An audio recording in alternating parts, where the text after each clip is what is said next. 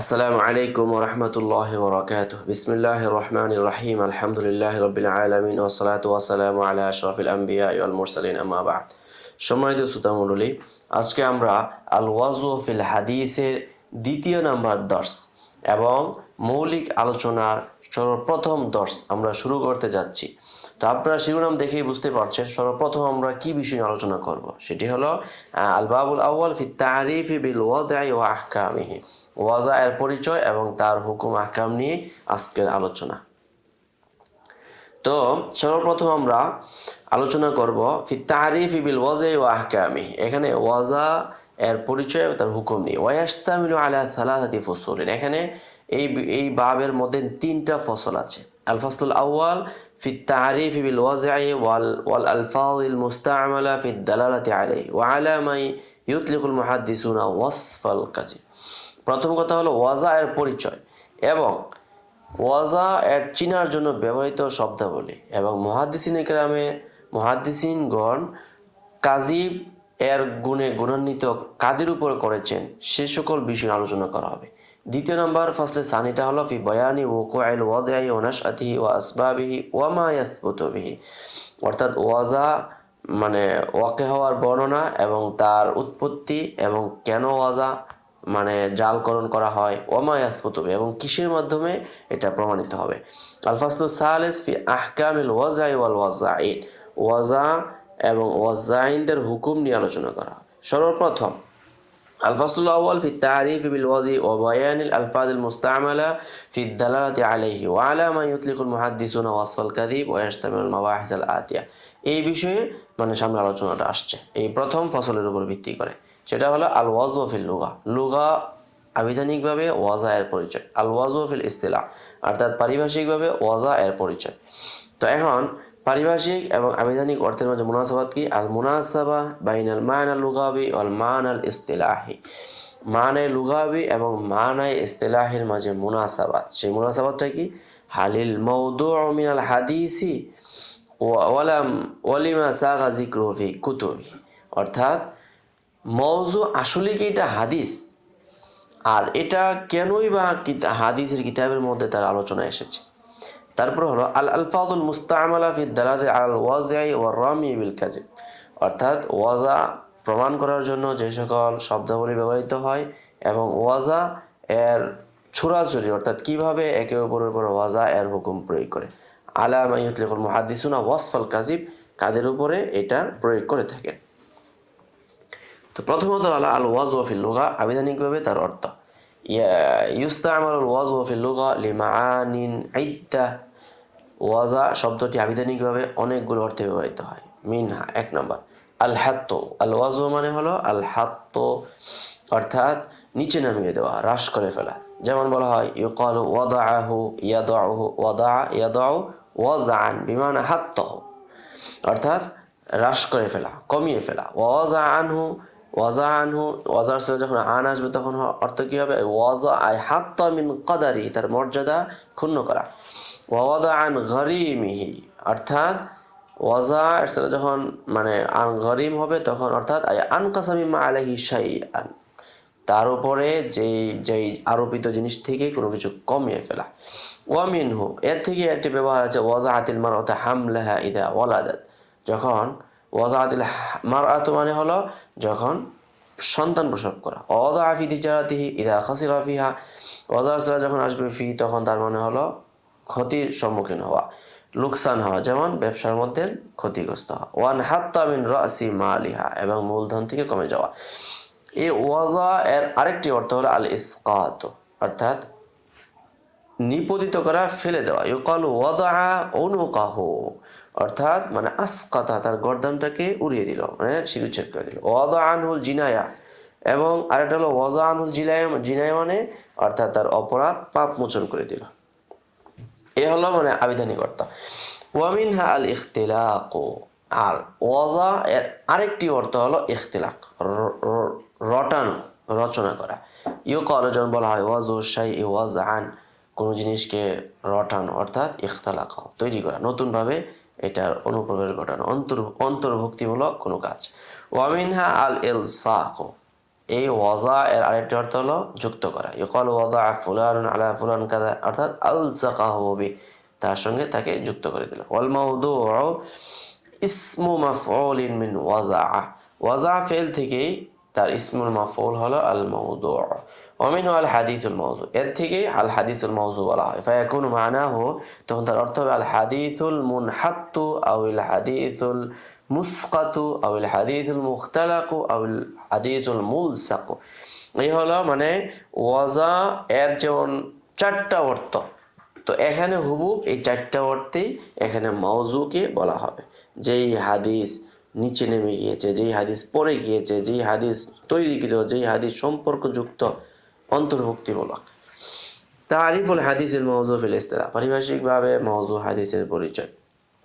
আররাফাহু উলামাউল হাদিস, উলামায়ে কেরাম এটার মানে মুহাদ্দিসিনগণ এটার পরিচয় দিয়েছেন এইভাবে যে বিআন্নাহুল হাদিসুল মুখতালাকুল মাসনুউল মাকযুব আলা রাসূলিল্লাহ সাল্লাল্লাহু আলাইহি সাল্লাম, যে এটা হলো এমন এক হাদিস যে হাদিসটা মিথ্যা রচনা করে রাসূলের উপরে নিসবত করা হয়, আমদান আও খাতাআন, ইচ্ছায় অনিচ্ছায়। ওয়া খাসসাহু বা'দুহুম বিল আবদি দুনাল খাতাই, অনেকে আবার এখানে বিশেষায়িত করেছেন, অর্থাৎ বলেছেন যে ইচ্ছাকৃতভাবে এটা মাউযু হবে, অন্যথায় এটা কি হবে না, মাউযু হবে না। ওয়াআররাফাহু বদরুদ্দিন মুহাম্মদ ইবনে সালামা আল মারদিনি রাহিমাহুল্লাহ বিআন্নাহু, তিনি এটার পরিচয় এভাবে দিয়েছেন যে মা সাহহা আন্নাহু মাকযুবুন, যেটা মিথ্যা হওয়াটা বিশুদ্ধভাবে প্রমাণিত। ওয়া হুয়া ইয়ারজিউ ফিল হাকিকা ইলাল আউয়ালি, আর এটাও তখন তার হাকিকাত তার মৌলিক প্রথম অর্থের দিকে ফিরবে, অর্থাৎ মানে রচনা করা। লিয়ানাল মুখতালাকা, যে জিনিসটা রটানো হয় এটাই আল মাসনু, লা ইয়াকুনু ইল্লা ইযা সাহহা কাযিবু, কারণ রটানো ওই জিনিসটাই হয় যেটা ওই ব্যক্তির পক্ষেই হয় যার মিথ্যাটা প্রমাণিত। ওয়াকাদ আররাফা শাইখুল ইসলাম ইমাম ইবনু তাইমিয়া রাহিমাহুল্লাহ হাদিস আল মাওদুআ বিতারিফাইনি, ইমাম ইবনু তাইমিয়া রাহিমাহুল্লাহ দুটি সংজ্ঞা দিয়েছেন। নাযরান লিইখতিলাফিল উলামা ফি মাফহুমিল হাদিস আল মাওদুআ, হাদিসে মাওযুর মানে পরিচয়ের ক্ষেত্রে উলামায়ে কেরামের দৃষ্টিভঙ্গির ভিন্নতার কারণে তিনিও দুটি সংজ্ঞা দিয়েছেন। ফাআররাফা আওয়ালান বিকাউলিহি, তিনি প্রথমে সংজ্ঞা দিয়েছেন ইন্না লাফযাল মাওদু'i ক্বাদ ইউরাদু বিহিল মুখতালাকুল মাসনু'উ আল্লাযী ইয়াতাআম্মাদু সাহিবুহু আল কাযিব, অর্থাৎ মাওযু হাদিস বলা হয় এমন হাদিসকে যার মাধ্যমে মিথ্যুক ব্যক্তি সে মিথ্যার ইচ্ছা করে, মিথ্যা রটানোর কি করে ইচ্ছা করে। এটা হলো ইমাম ইবনে তাইমিয়া রাহিমাহুল্লাহ একটা। ওয়া আরাফাহু সানিয়াতান বিকাউলিহি, তিনি আবার দ্বিতীয়বার এই কথা বলে এভাবে পরিচয় দিয়েছেন মা ইউলামু ইনতিফাউ খাবারিহি, যার খবরটা নফি হওয়াটা মালুম। ওয়া ইন কানা সাহিবুল লাম ইয়াতাআম্মাদিল কাযিব বাল আখতাফি, যদিও বা তার সাহিবুল কাযিব সে যদিও বা মিথ্যার ইচ্ছা করে নাই বরং ভুলবশত করেছে। ওয়াকিলাত তারিফানি ফিল হাকিকাতি ইয়ারজিউ তারিফিল আউয়াল হাইযু ইয়াশমালু কুল্লু মা আলসাকা বিন নবী সাল্লাল্লাহু আলাইহি সাল্লাম সাওয়াউন তাআম্মাদা ফি যালিকা মুলসিকুহু আও লা, অর্থাৎ মোট কথা হলো ইচ্ছাই হোক অনিচ্ছাই হোক রাসূলের কোনো দিকে, রাসূলের সঙ্গে কোনো কথাকে যুক্ত করে বলা করা, এটাকে কি বলা হবে, মাউযু বলা হবে। ওয়া হাদা তারিফ হুয়া আল্লাযী সাউসাইয়িরু আলাইহি বিইذনিল্লাহ সাআসিরু আলাইহি বিইذনিল্লাহ তাআলা ফি তানাউলি মাওয়াহিদ হাযিহি রিসালা, এই রিসালা আলোচনা নিয়ে আসতে গিয়ে আমি এই টপিকের উপরে চলবো, অর্থাৎ তার এই মূল থিওরিটা হলো এটা। হাইথু আতানাওয়ালু বিমুজাবি যালিকা কুল্লু মা উসনিদা ইলা নবী সাল্লাল্লাহু আলাইহি ওয়াসাল্লাম মিম্মা লাম ইয়াকুলহু আও ইয়াফআলহু আও ইউকিররাহু, যে সকল কাজ রাসূল বলে নাই, করে নাই, স্বীকারোক্তি দেয় নাই, সবগুলো যখন রাসূলের দিকে নিসবত করা হবে ওইটাই কি হয়ে যাবে, মাউযু হয়ে যাবে। সাওয়াউন কানা যালিকা আমদান আও খাতাআন, ইচ্ছাই হোক অনিচ্ছাই হোক। ইদ আন্নাল উলামা মুজমিউনা আলাল আউয়ালি, উলামায়ে কেরাম এটার উপরেই একমত। ওয়া তাখতালিফু নাজরাতুহুম লিসানি, দ্বিতীয়টার ক্ষেত্রে অর্থাৎ খাতানের ক্ষেত্রে তাদের নজরিয়াত ভিন্ন রয়েছে। হাইতু ইয়াতাহাররাদু বা'দুহুম ফি ওয়াসফিহি বিল কাযিব লিআদামি শুমুলিহি আল ওয়াহিদ আল্লাযী তাওয়াআদা বিহি মান কাযাবা আলা রাসূলিল্লাহ সাল্লাল্লাহু আলাইহি সাল্লাম, অর্থাৎ উলামায়ে কেরাম এখানে যে দুইটা দৃষ্টিভঙ্গি, এটা আমদান আর খাতান, তো আমদানের ক্ষেত্রে মানে মুজমা আলাই, কিন্তু ইখতিলাফ হলো অর্থাৎ দ্বিতীয়টার ক্ষেত্রে খাতানের ক্ষেত্রে। এই ক্ষেত্রে অনেকেই মানে মানে কঠোরতা করেছেন, কেউ বলেন যে না এটা খাতান হলেও কি হবে, এটা তাআম্মুদের অন্তর্ভুক্ত মানে মাউযুর অন্তর্ভুক্ত হবে। আবার এই ক্ষেত্রে আবার অনেকে কি করেছেন মানে উদারতা দেখাইতে গিয়ে বলেন যে না এখানে অনিচ্ছায় হলে এটা হবে না। এই ক্ষেত্রে মানে প্রত্যেকের দৃষ্টিভঙ্গি ভিন্ন। وذهب المعلمي رحمه الله تعالى إلى أن الموضوع خاص بما تعمد بوضعه অর্থাৎ মওজুটা খাস হলো, অর্থাৎ এই অভিমতটা হলো মালামি রাহিমাহুল্লাহ তিনি বলেছেন যে মওজুটা খাস হলো বিমা তাআম্মাদা বিল ওয়াজা, অর্থাৎ ওয়াজা যেটা ইচ্ছাকৃতভাবে করা হবে। আম্মা মালাম ইয়াতাআম্মাদ ফি ওয়াজইহি ওয়া নুসিবা ইলা নবী সাল্লাল্লাহু আলাইহি ওয়াসাল্লাম খাতাআন ফাকাদ সাম্মাহুল বাতিল, তো ফাকাদ সাম্মাহুল বাতিলা, তো এই ক্ষেত্রে যেটা ওয়াজাটা মানে তাআম্মুদ হবে না, বরং নবীজির দিকে নিসবত হবে খাতাআন, তখন এটাকে তিনি মানে বাতিল বলেছেন, এটাকে মাওযু তিনি বলেন না।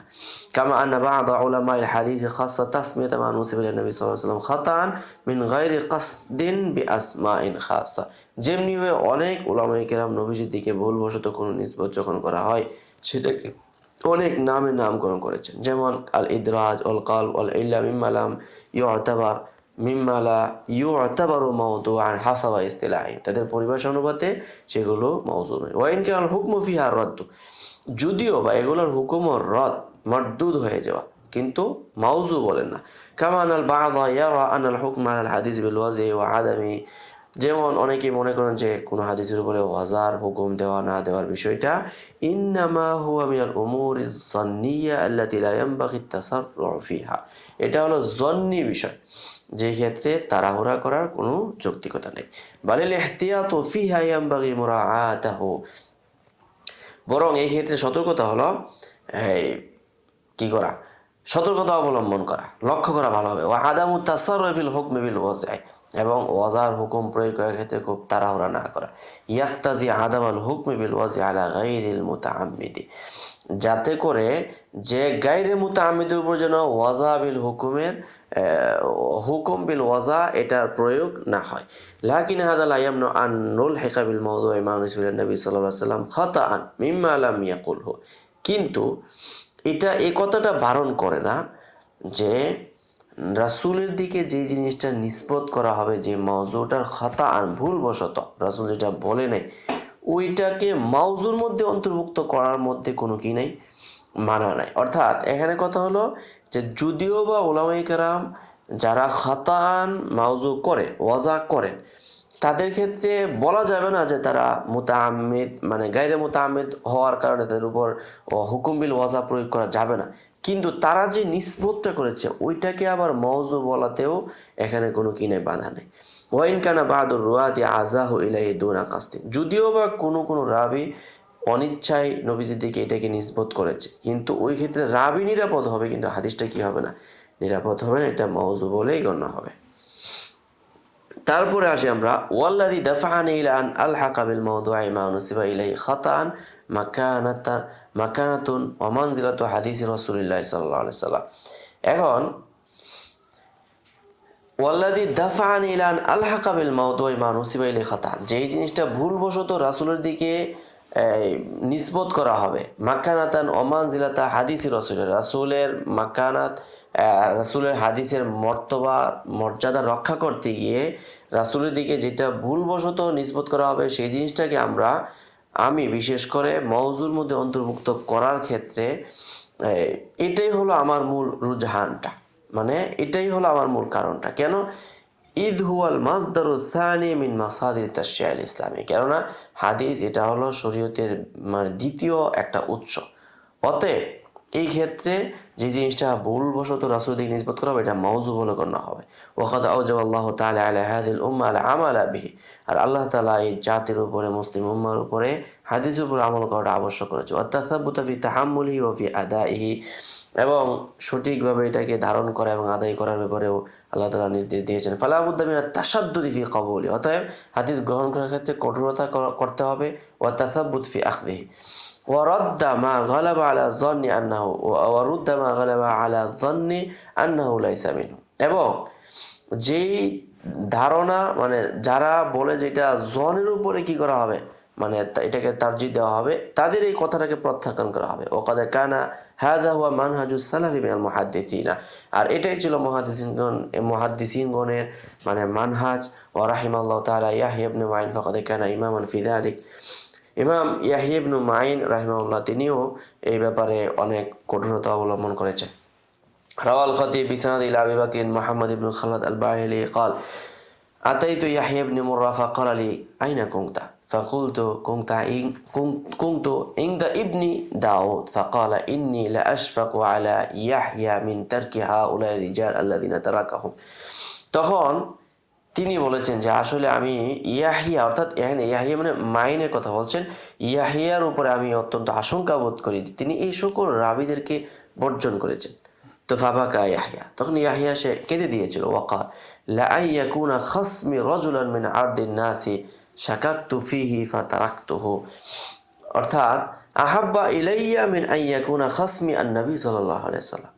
ইয়াহিয়া ইবনে মাইন কেঁদে দিয়েছিল এজন্য তিনি বলেন যে আমার বিবাদী একজন মানুষ হবে সাধারণ বিষয়ে, যার ব্যাপারে আমি কি করেছি, সন্দেহ পোষণ করেছি এবং তাকে বর্জন করেছি, এটা আমার জন্য ভালো ওইটার চেয়ে যে নবীজি আমার বিপক্ষে মামলা করবে। অর্থাৎ তিনি বলবেন বালাগাকা আনি হাদিসুন সাবাকা ইলা কলবিকা আন্নাহু ওয়াহিমা ফালিমা হাদ্দাস্তাবি ফালাম তুহাদ্দিস বিহি, যে আমার ব্যাপারে তোমার কাছে একটা হাদিস পৌঁছেছে কিন্তু তুমি এটা জানো যে এটার মধ্যে ওয়াহাম হয়েছে, ভুল হয়েছে, তারপরেও কেন তুমি এটা ভুল জানা সত্ত্বেও এই হাদিসটা বর্ণনা করবে।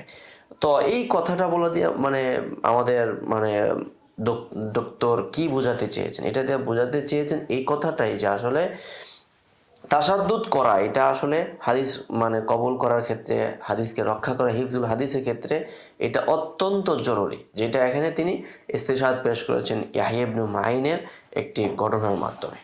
তো আমরা এতটুকু অবশ্যই জানতে পারলাম আজকের আলোচনা থেকে, তা হলো ওয়াজা এর শাব্দিক, পারিভাষিক এবং ওয়াজা নিয়ে উলামায়ে কেরামের এখানে আকওয়াল। তো সামনে আমরা আরও গুরুত্বপূর্ণ আলোচনা তৈরি করছি। তো আজ এই পর্যন্তই, সকলে ভালো থাকবেন, সুস্থ থাকবেন। আসসালামু আলাইকুম ওয়া রাহমাতুল্লাহি ওয়া বারাকাতুহু। ومن يؤت الحكمة فقد أوتي خيرا كثيرا وما يذكر إلا أولو الألباب.